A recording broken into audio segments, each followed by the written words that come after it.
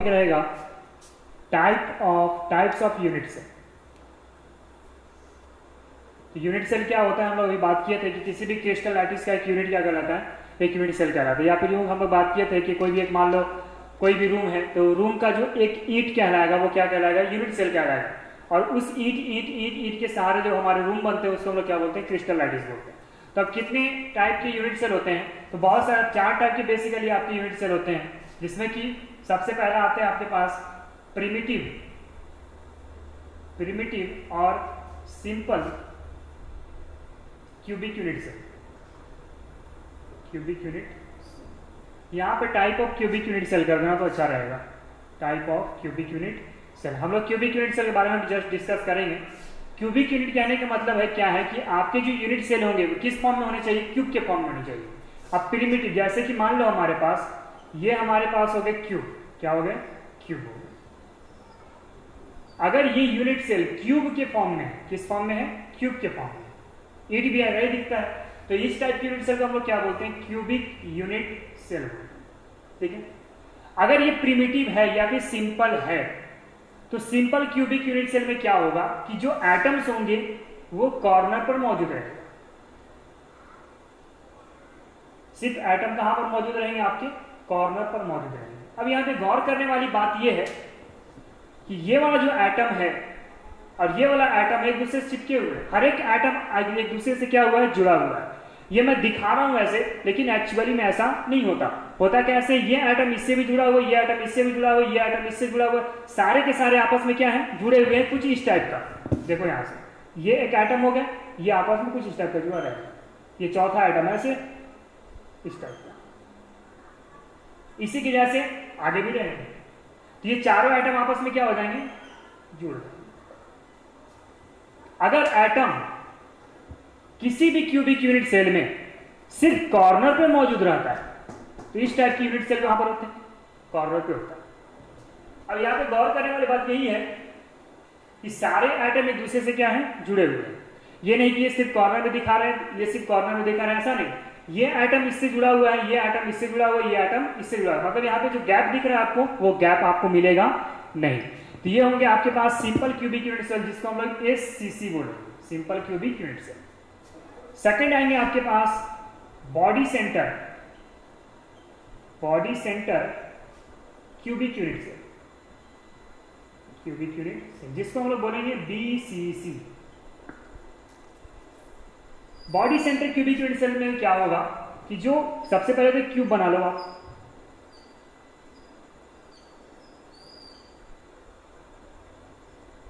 मैं कंसीडर कर रहा हूं, अभी मैं ऑनलाइन क्लास में हूं, इसके वजह से मैं आपको ये डायग्राम बता रहा हूं, अदरवाइज मैं क्लासरूम को ही बनाता।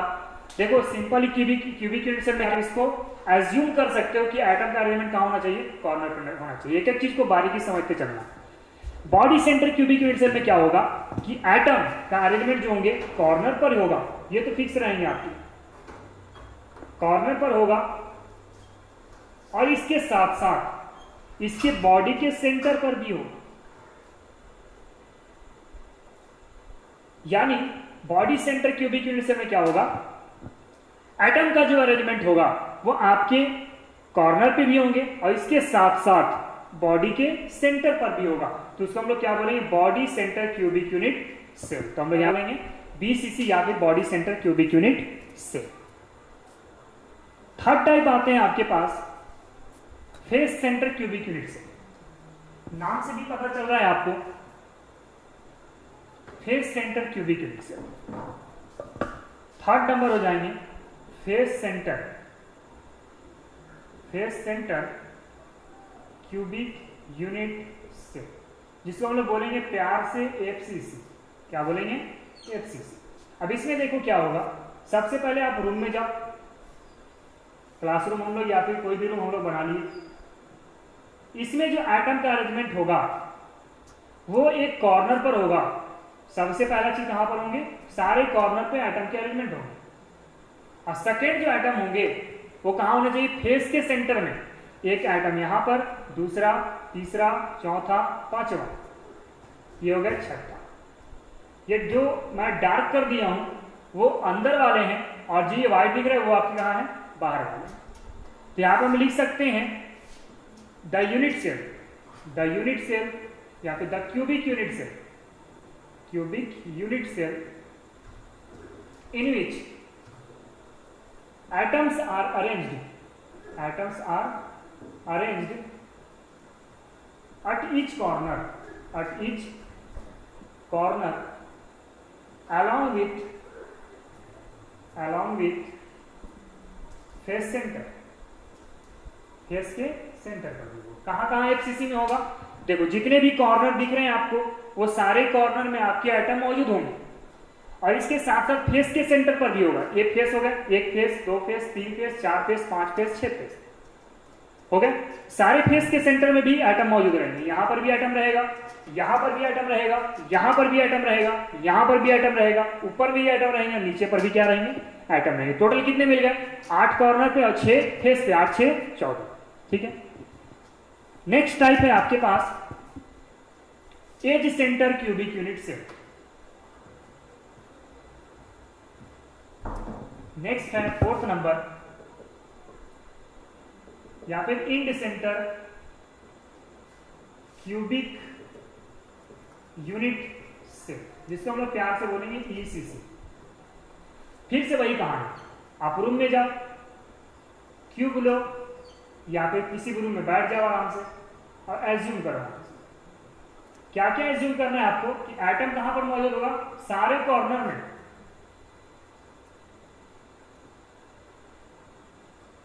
कॉर्नर पहुंच गया।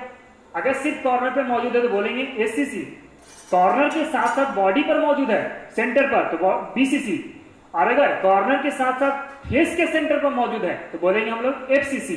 और अगर दो अपोजिट फेस पर मौजूद है, दो अपोजिट फेस पर मौजूद है, चाहे आप ये दो फेसेस लो अपोजिट का, या दो ये अपोजिट फेस का ले लो, या दो अपोजिट फेस का ले लो, किसी भी दो अपोजिट फेस पर या और कॉर्नर पर मौजूद होगा तो उस टाइप के हम लोग यूनिट सेल क्या बोलेंगे, end centre cubic unit cell. यहां पे लिख सकते हैं the cubic unit cell, the cubic unit cell in which atoms are arranged at each corner along with two opposite faces,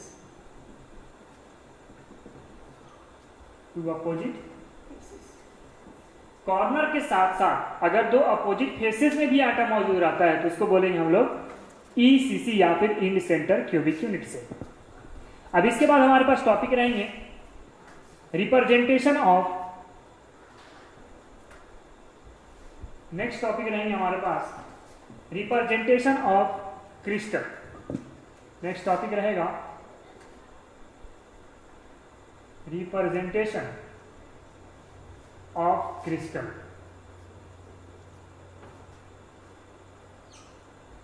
देखो किसी भी क्रिस्टल को रिप्रेजेंट करने के लिए 6 पैरामीटर का रिक्वायरमेंट होता है। कितने? 6 पैरामीटर का रिक्वायरमेंट होता है, जिसमें कि 3 आपकी एज लेंथ होते हैं और 3 आपकी क्या होते हैं, इंटरफेसियल एंगल होता है। हम लोग लिख सकते हैं यहां से द कैरेक्टरिस्टिक या फिर the character of crystal, the character can be explained by following parameters।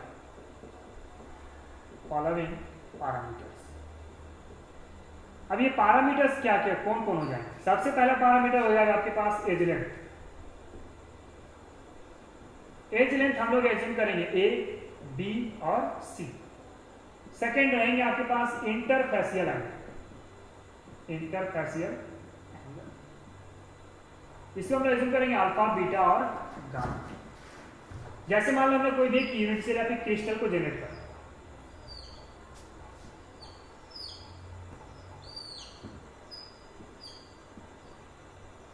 सबसे पहले हम लोग क्या लेने वाले हैं, एज लेंथ। एज लेंथ में आप क्या क्या ले सकते हो, देखो यहां से ये वाला एक एज हो गया, ये दूसरा एज हो गया, ये तीसरा एज। मैं कोई भी 3 ही एज को ले रहा हूं। ये मान लो आपके पास ए हो गया, ये हो गया बी और ये होगा आपके पास सी। इंटरफेसियल एंगल दो फेस के बीच में, ये मान लो अल्फा, ये होगा बीटा और ये होगा आपके पास गामा। एक्स एक्सिस, ये होगा वाई एक्सिस और ये होगा आपके पास जेड एक्सिस। ठीक है, तो कितने पैरामीटर्स हो गए टोटल? 6, 3 इसका और 3 इसका, टोटल वैल्यू कितने आ गए? 6। तो आपके पास एज लेंथ, ये वाला जो एज दिख रहा होगा यहाँ पे, ये जो एज दिख रहा है दो फेस के बीच वाला, ये जो एज हो रहा है दो फेस को कनेक्ट करने वाला, इसकी लेंथ को हम लोग बोलेंगे पैरामीटर। ये 3 हो जाएंगे आपके पास, ए बी और सी। और नेक्स्ट है इंटरफेसियल एंगल, दो फेस के बीच का एंगल, इसको हम लोग क्या बोलेंगे? Interfacial angle. वो हम लोग कंसीडर किए अल्फा, बीटा और गामा। ठीक है, अब देखो एज लेंथ और इंटरफेसियल एंगल को बेस मानते हुए टोटल हमें 7 टाइप की क्रिस्टल बनते हैं। टोटल क्रिस्टल बनते हैं हमारे पास 7 टाइप का। नेक्स्ट हमारे पास रहेंगे इसी में depending upon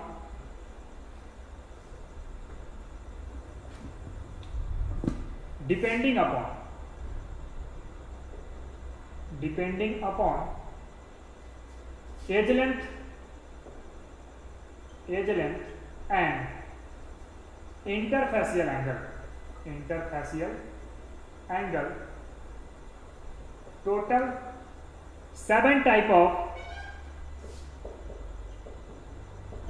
of unit cell are produced. Unit cells are exist कर are exist। अब इसमें कौन कौन हो जाएंगे? हम लोग यहाँ पे लिखेंगे टाइप, इसके साथ साथ हम लिखेंगे यहाँ पे एज लेंथ, और एक हम लोग लेंगे इंटरफेसियल एंगल।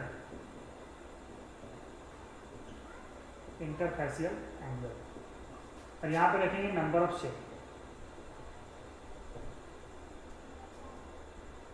देखो याद कैसे करना है इसको, थोड़ा ट्रिकी है याद रखना इसको। आप इसको एक टर्म से याद रखना, कटोरा HMT। तो वायरस के नाम जैसे कोविड-19 होता है ना, वैसे ही लिखना है, इसको याद करके कटोरा HMT, CTOR। ए यहां पे मैं साइलेंट रखा हूं, HMT, कटोरा HMT।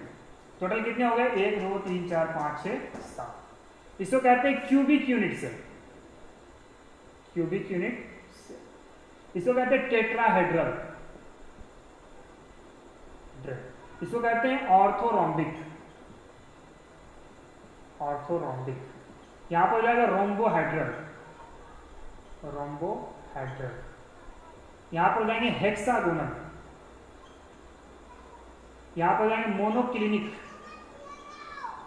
और यहां जाएंगे आपके पास ट्राइक्लिनिक। ये टोटल कितने हो गए आपके पास? 7। 1 2 3 4 5 6 7। कैसे याद रखना है? कटोरा HMT। सबसे पहला वर्ड मैंने लिया है, लेटर को लिया है CTOR HMT, कटोरा HMT। अब यहाँ पे edge length, cubic unit cell की बात करें, यहाँ पे सारे जो एज लेंथ होंगे सब बराबर होंगे। नेक्स्ट होंगे इसकी, अगर मैं एज लेंथ की बात करूं, इसमें 2 तो बराबर होगा, तीसरा आपके बराबर नहीं होगा। ऑर्थोरोम्बिक में बात करूं तो ना तो ए बी के बराबर होगा, ना तो बी आपके सी के बराबर होगा। नेक्स्ट अगर मैं बात करूं रोम्बोहेड्रल में ए बी और सी तीनों बराबर होगा। हेक्सागोनल में ए बी के बराबर होगा, बी आपके सी के बराबर नहीं। मोनोक्लिनिक में ए ना तो बी के बराबर होगा, ना बी आपके सी के बराबर। यहां पर भी ए ना तो आपके बी के बराबर होंगे, ना तो बी आपके सी के बराबर होंगे। कैसे आप इसको याद रखना? फर्स्ट जो 3 है और लास्ट जो 3 है, यहां से मैंने क्यूबिक यूनिट सेल में ए बी और सी सारे के सारे क्या मिल गए? इक्वल। फिर उसके बाद एक आपके इक्वल नहीं मिले, फिर दोनों इक्वल नहीं मिला, फिर से इक्वल मिला, फिर से एक इक्वल मिला, फिर 2 इक्वल नहीं मिले, फिर से यहाँ पे 2 इक्वल नहीं मिले।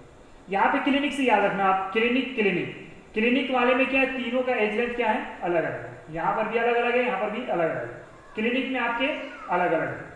यहाँ पर देखो, यहाँ पर भी टी है और दूसरा टी यहाँ पर है, दोनों में फर्क क्या है? यहाँ पर टेट्राहेड्रल में सिर्फ एक ही एज लेंथ जो है अलग है, लेकिन ट्राइक्लिनिक में आप क्या है? तीनों का तीनों एज लेंथ क्या है? अलग अलग है। इंटरफेसियल एंगल की मैं बात करूं, यहाँ पर अल्फा, बीटा और गामा जो होंगे आपके क्या होंगे? 90 डिग्री का होगा। यहां पर भी जो है अल्फा, बीटा और गामा ये आपके 90 डिग्री के होंगे। यहां पर भी जो होगा अल्फा, बीटा और गामा 90 डिग्री का होगा। लेकिन यहां पर अल्फा, बीटा और गामा बराबर तो होंगे लेकिन 90 डिग्री नहीं होगा। अगर मैं हेक्सागोनल की बात करूं तो अल्फा और बीटा ये आपके 90 डिग्री का होगा, लेकिन गामा आपके होंगे 120 डिग्री का। गामा कितने होगा आपके पास? 120 डिग्री। यहां देखो हेक्सागोनल, गोनल जी से आप गामा याद रखना, गामा कितना मिला आपके पास? 120 डिग्री का। इसके बाद अल्फा और गामा यहां पर मिल जाएंगे आपके पास 90 डिग्री का, लेकिन बीटा यहां पर 90 डिग्री का आपको नहीं मिलेगा। अगर ऐसा केस कहीं आता है कि बीटा आपके 90 डिग्री नहीं मिले हैं लेकिन अल्फा और गामा क्या मिले आपके पास? 90 डिग्री मिले हैं, तो उसको बोलेंगे हम लोग मोनोक्लिनिक। ट्राइक्लिनिक में क्या होगा? ना तो अल्फा बीटा के बराबर होगा, ना तो बीटा आपके गामा के बराबर होंगे, और ये कभी भी आपके 90 डिग्री नहीं होगा। अब यहां से एक सवाल आता है कि सबसे अनसिमेट्रिकल यूनिट सेल कौन सा हो जाएगा आपके पास? ट्राइक्लिनिक, जिसमें कि ना तो एज लेंथ इक्वल दिख रहा है, ना तो इंटरफेसियल एंगल दिख रहा है, तो सबसे अनसिमेट्रिक कौन से हो जाएंगे आपके पास? Triclinic. Total number of cell यहां पे कितने बनेंगे? देखो यहां पे 3 बनेगा, 2 बनेगा, यहां पे 4 बनेंगे, 1 यहां पे 2 हो जाएगा, यहां पर 1 हो जाएगा, 32 41 12 1। यहां पर देखो यहां पे 3 मैंने नंबर ऑफ यूनिट सेल कौन कौन लिया? देखो एक बनेगा आपके पास सिंपल क्यूबिक यूनिट सेल, इसको एस से मैंने रिप्रेजेंट किया। यहां पर बनेगा फिर बॉडी सेंटर, और इसके साथ साथ बनेंगे एफ सेंटर। सिंपल क्यूबिक बनेगा, बॉडी सेंटर बनेगा और एफ सेंटर बनेगा या फिर फेस सेंटर बनेगा। ये जो क्यूबिक यूनिट सेल है इसमें टोटल कितने टाइप के बन सकते हैं आपके? टोटल बनेगा 3। कितना बनेगा? 3। और 3 टाइप आपको मैं बता चुका हूं। Simple cubic unit cell, simple बोले तो क्या बोल सकते हैं इसको? जो एटम्स का अरेंजमेंट होगा सिर्फ कहां पर होंगे? कॉर्नर पर होंगे। बॉडी की मैं बात कर दिया तो कॉर्नर पर भी होगा एटम और बॉडी के सेंटर पर भी होगा। फेस की मैं बात कर दिया तो फेस में आपके कॉर्नर पर भी होंगे और फेस के सेंटर पर भी होगा। अगर यहां पर मैं बात करूं तो यहां पर बनेंगे आपके पास सिंपल बनेगा और बॉडी सेंटर बनेगा। यहां पर हम बात करें तो सारे बन जाएंगे आपके पास, सिंपल भी बन जाएगा, बॉडी सेंटर भी बन जाएगा, फेस सेंटर भी बन जाएगा और इंड सेंटर भी बन जाएगा। यहां पर बनेंगे आपके पास सिर्फ और सिर्फ सिंपल, यहां पर बनेगा सिर्फ सिंपल, यहां पर बनेगा सिंपल और body centre, sorry F centre, और यहां पर आगे क्या बनेंगे? सिंपल। देखो यहां पर टोटल को मिला दो, टोटल टर्म को मिला कितने मिले? 3 2 5 4 9 10 11 2 13 और 1 14। टोटल कितने मिल गए आपके पास? 14। ये जो 14 मिले हैं इसको कहते हैं हम लोग ब्रेवियस लैटिस। Bravais lattice. अब ब्रेवियस लैटिस हम लोग क्या होता है ये हम लोग देखेंगे। फिलहाल मैं इसको रिकॉल कर लेता हूं एक मरतबा। एज लेंथ और इंटरफेसियल एंगल को बेस मानते हुए हमारे पास 7 टाइप की यूनिट सेल बनते हैं, जिसमें पहला है क्यूबिक यूनिट सेल। इस यूनिट सेल में क्या होता है कि ए, बी और सी तीनों का तीनों एज लेंथ इक्वल होगा। इंटरफेसियल एंगल आपके क्या होंगे? इक्वल होंगे, जो होंगे आपके पास 90 degree. Total number of cell कितना बनेगा? 3। इसमें कौन कौन होंगे? Simple cubic unit cell, body centre और एफ सेंटर यानी कि फेस सेंटर। टेट्राहेड्रल में आपके एक एज लेंथ इक्वल नहीं होगा। यहां पर टोटल कितने बनेंगे? 2 सेल बनेंगे आपके पास, एक होगा सिंपल क्यूबिक और बी होंगे आपके पास बॉडी सेंटर। एस बोले तो simple cubic unit cell, B बोले तो बॉडी सेंटर और एफ बोले तो face centre cubic unit cell. इसको कॉपी करो।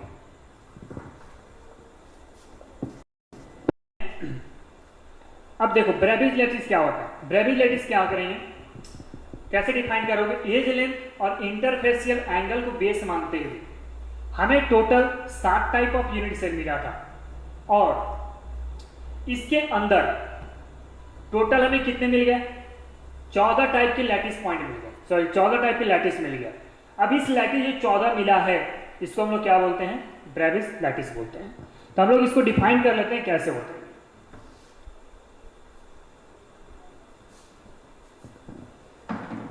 ब्रेविज lattice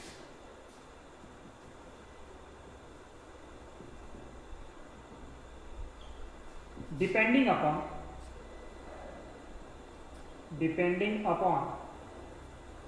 edge length and interfacial angle total 7 types of unit cell या फिर total 7 type of crystal system are exists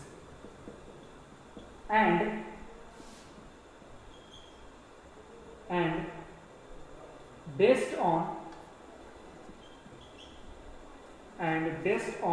the unit cell, based on the type of unit cell, total 14 types of lattice are known, called Bravais lattice.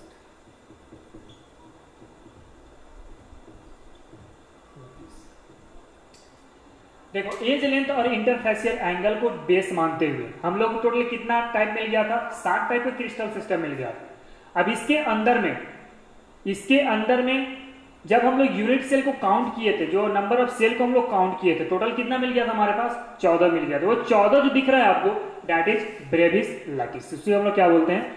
Brevis lattice बोलते हैं। अब इसके बाद हमारे पास next topic रहेगा calculation of radius.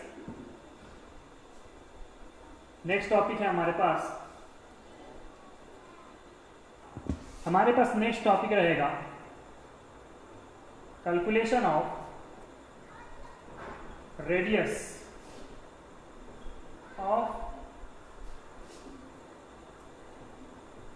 Types of unit cell. जितने भी हमारे पास यूनिट सेल मिले थे, जिसमें कि एसीसी था, बीसीसी था और एफसीसी था, उनका रेडियस को हम फाइंड आउट करते हैं। तो सबसे पहले हम रेडियस निकालने वाले हैं एससीसी का। एससीसी बोले तो सिंपल क्यूबिक यूनिट सेल,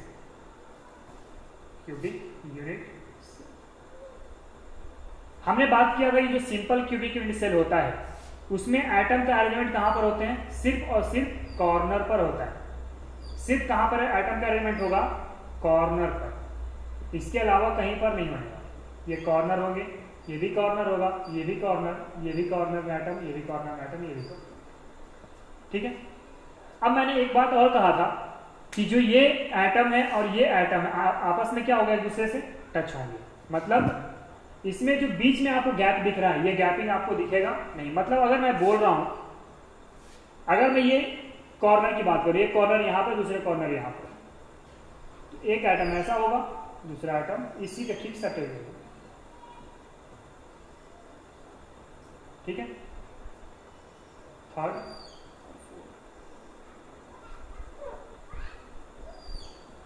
यहां पर एटम अरेंजमेंट ऐसा होगा। ये देखो ऊपर वाले जो दिख रहे हैं, चारों एटम दिख रहा है, वो चारों का अरेंजमेंट कैसा होगा? इस टाइप का। अगर मैं कह रहा हूं कि यहां से यहां तक का एज लेंथ मैंने मान लिया ए, कितना मान लिया? ए। इसका रेडियस यहां से आर हो जाएगी और इसका रेडियस यहां से आर हो जाएगा। तो हम क्या लिख सकते हैं? ये वाला आर और ये वाला आर को लिख सकते हैं R plus R is equal to A. ये वाला आर, ये वाला आर को जोड़ दोगे तो एज लेंथ कितना मिल जाएगा आपको? ए के बराबर मिल जाएगा। और आर बराबर that is 2r is equal to A. तो आर बराबर क्या हो जाएगा यहां से? a/2।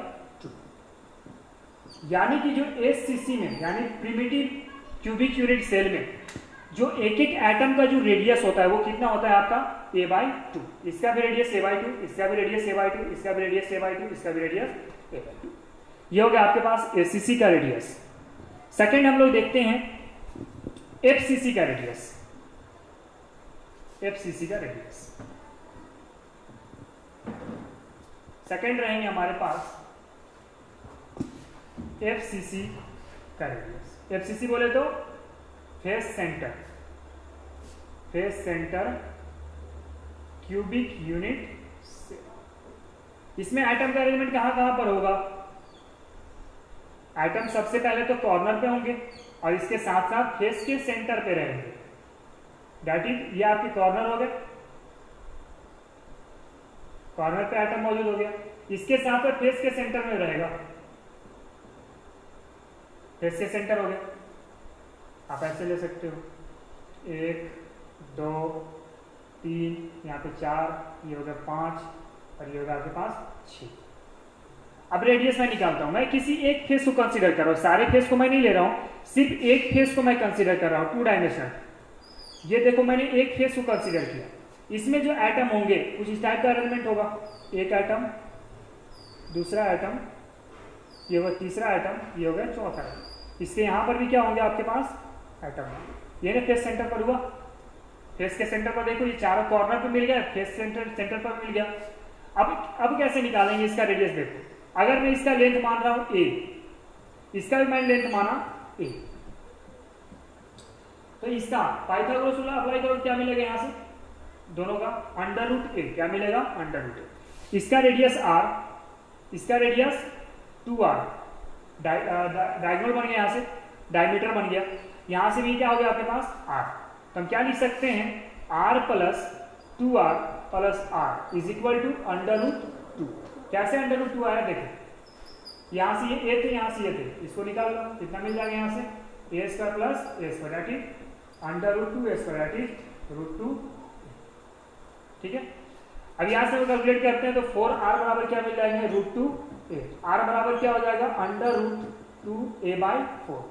अगर ऊपर भी मैं √2 से, नीचे भी √2 से डिवाइड और मल्टीप्लाई करता हूं तो क्या हो जाएगा यहां से 2a divide by 4√2 that is 2 से कट जाए, कितने वैल्यू आ जाएंगे a/2। तो यानी कि एफसीसी में जो हमारे पास रेडियस आया कितना मिला आपके पास a/2√2। इसके बाद लास्ट हम लोग देखने वाले हैं बीसीसी पर।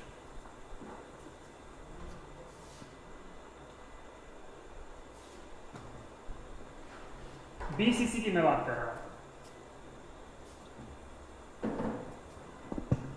थर्ड है बीसीसी। तो बीसीसी में क्या होगा, एटम जो होंगे आपके पास वो एटम आपके कॉर्नर पर होंगे,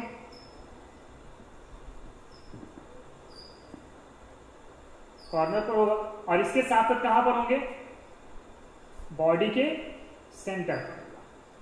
मैं सिर्फ 2-3 एटम को कंसीडर कर रहा हूं बॉडी सेंटर के, कुछ इस टाइप का।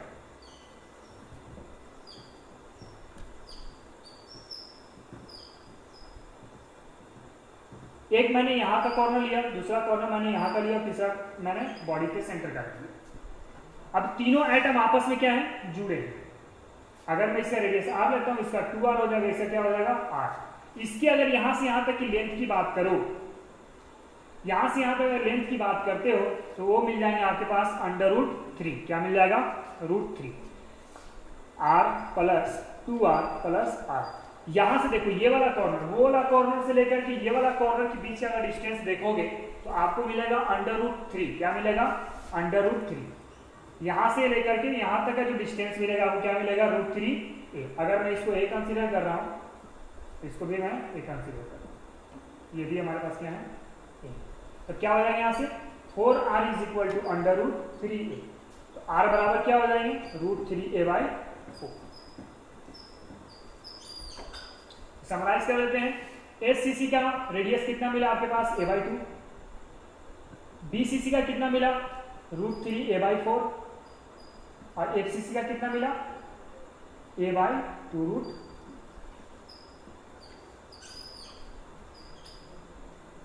इसके बाद नेक्स्ट टॉपिक रहेगा हमारे पास calculation the number of atom per unit cell.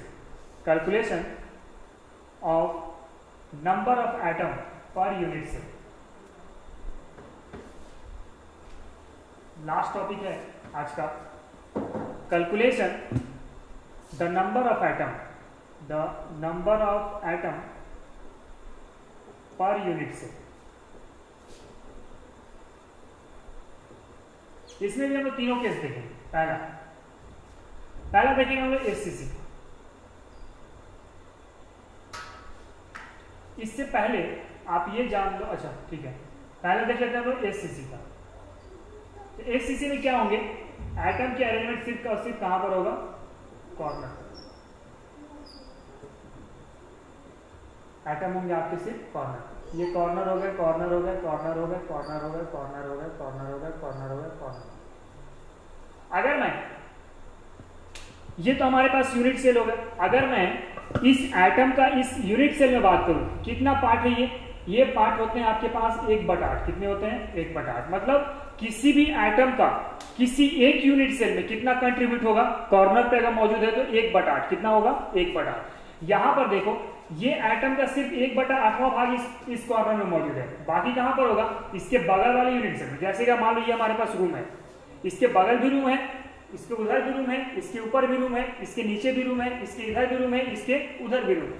तो उस कॉर्नर पे जो एटम मौजूद होगा उस कॉर्नर का इस रूम में सिर्फ 1/8 पार्ट ही रहेगा। बाकी पार्ट कहाँ रहेंगे? बाकी पार्ट उधर वाले रूम में, कुछ इधर वाले रूम में, कुछ उधर वाले रूम में, कुछ ऊपर वाले रूम में, कुछ नीचे वाले रूम में होंगे।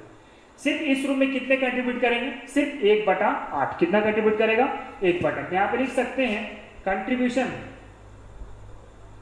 Contribution due to corner. Corner का कंट्रीब्यूशन सिर्फ कितना रहेगा? 1/8। सिर्फ चाहे यहां पे लो, चाहे यहां पर लो, चाहे यहां पर लो, कहीं पर भी लो, हर एक एटम का कॉर्नर पे अगर मौजूद है तो उसका कंट्रीब्यूशन कितना होगा? 1/8। याद रखना ये सारी चीज को। अब total number of atom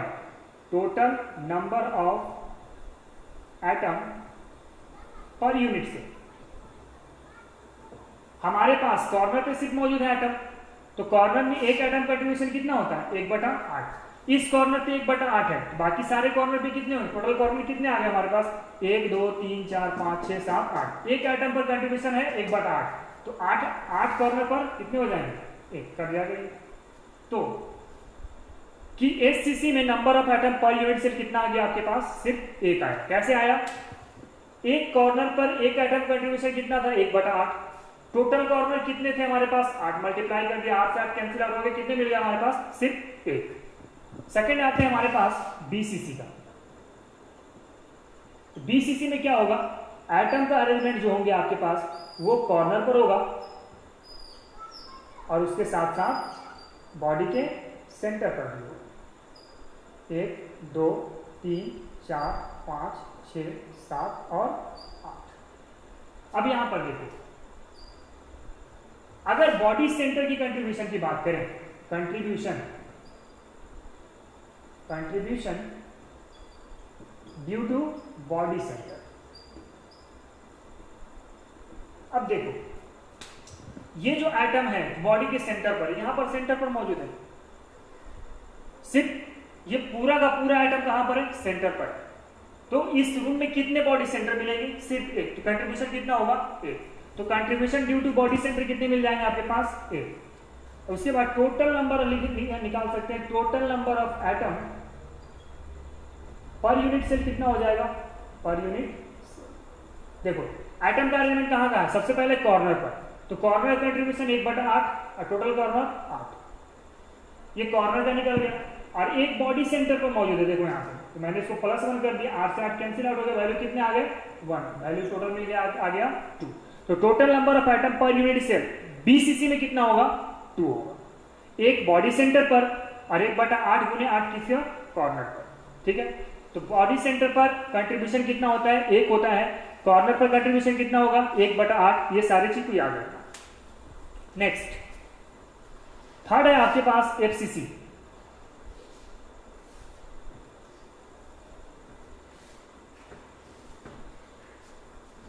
third आएंगे आपके पास एफसीसी का। Third number FCC.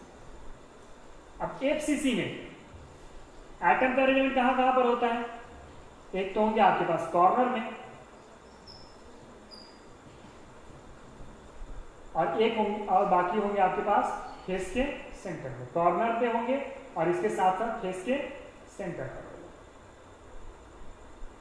डार्क वाला अंदर में है और बाकी क्या है आपके पास? बाहर में।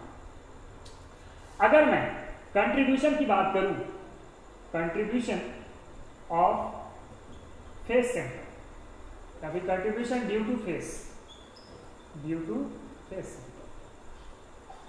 ये होते हैं हाफ। ये हाफ कैसे होंगे? देखो मान लो ये हमारे पास फेस है, तो फेस पर जो एटम रखा हुआ है, इस एटम का 1/2 भाग यानी कि हाफ पार्ट इस रूम में होगा और हाफ पार्ट बगल वाले रूम में होगा। आप समझ रहे हो? इसलिए लिखा है यहाँ पे जो एटम जो इस फेस पर मौजूद है, इस एटम का 1/2 भाग ये वाले यूनिट सेल में होंगे और 1/2 भाग बगल वाले यूनिट सेल में होंगे। तो इस यूनिट सेल में कितने कंट्रीब्यूशन हो गए? 1/2। बगल वाले में कितने होंगे? 1/2। अब टोटल नंबर ऑफ एटम निकालो। Total number of atom per unit cell, ये कैसे निकालोगे? तो पहले एटम कहां का मौजूद है? कॉर्नर पर। तो कॉर्नर पर कंट्रीब्यूशन कितना होता है? 1/8। टोटल कॉर्नर कितने हैं? 8 प्लस। अब दूसरे एटम कहां पर मौजूद है? फेस पर। फेस पर कंट्रीब्यूशन कितना है? 1/2। टोटल फेस कितने हो गए? 1 2 3 4 5 6 दूने 6। 8 से 8 कैंसिल, 2 से 3 कैंसिल। यहां से 1 और 3 कितने वैल्यू आ गए? Total 4 face. इसको हम लोग क्या बोलते हैं? फेस। 1 2 3 4 5 और 1 6। ठीक है। लास्ट टॉपिक है एज सेंटर। Edge centre. तो एज सेंटर कहने का मतलब क्या है? जो एटम जो होंगे सबसे पहले आपके कॉर्नर पर होंगे। चाहे कोई भी सेंटर बोले, आप कॉर्नर को मत भूलना। कॉर्नर हमेशा मौजूद रहेगा। कॉर्नर पर एटम हमेशा मौजूद रहेगा। बाकी जो एटम होंगे इसके एज के सेंटर पर होगा। एज के सेंटर ये होगा आपके पास एज के सेंटर पर। अगर मैं एज के सेंटर की बात करूं, मान लो कि एटम हमारी इस एज में मौजूद है, तो यहां पर जो एटम मौजूद होगा वो इस यूनिट सेल में सिर्फ 1/4 पार्ट ही रहेगा। कितना रहेगा? सिर्फ 1/4। बाकी पोर्शन कुछ बगल वाली यूनिट सेल में, कुछ उधर वाली यूनिट सेल में, कुछ ऊपर वाली यूनिट सेल में और कुछ नीचे वाली यूनिट सेल में होंगे। लेकिन इस यूनिट सेल में जो एज के सेंटर पर जो एटम मौजूद है उसका कंट्रीब्यूशन कितना होगा? सिर्फ 1/4। तो यहां पर लिख सकते हैं हम लोग कंट्रीब्यूशन ड्यू टू एज कितना हो गया? 1/4। Total number of unit cell कितने हो जाएंगे? Total number of atoms per unit cell कितना हो जाएगा? देखो एटम का अरेंजमेंट एक तो कॉर्नर पर है, तो कॉर्नर में कंट्रीब्यूशन कितना होता है? 1/8। टोटल कॉर्नर कितने? 8। ठीक है, प्लस एज पर एटम मौजूद है। एज का कंट्रीब्यूशन कितना है? 1/4। और टोटल एज कितने हो गए? 12। कट करो, 4 से 3 मरतबा में 3, 8 से 8 कैंसिल, कितने वैल्यू आ गए? 4। तो आज के लिए हम लोग इतना ही। अगर आपको किसी चीज में डाउट होता है तो आप हमें कमेंट्स के थ्रू आप हमसे क्वेश्चन पूछ सकते हैं। और दूसरी तरीके हैं कि आप पेज में अपने डाउट्स को लिखें और हमारे पास व्हाट्सएप कर दें। मैं उसका लेक्चर बना दूंगा, आपके डाउट्स क्लियर हो जाएंगे। और एक रिक्वेस्ट है कि आप चैनल को सब्सक्राइब करें, लाइक करें, शेयर करें और अपने दोस्तों तक फैलाएं। बाकी जो भी डाउट्स हो आप डाउट्स को क्लियर करते चलें। और प्लीज रिक्वेस्ट है आपसे कि चैनल को सब्सक्राइब करें ताकि हम लोगों का मनोबल भी हाई रहे। Thank you very much. Thank you.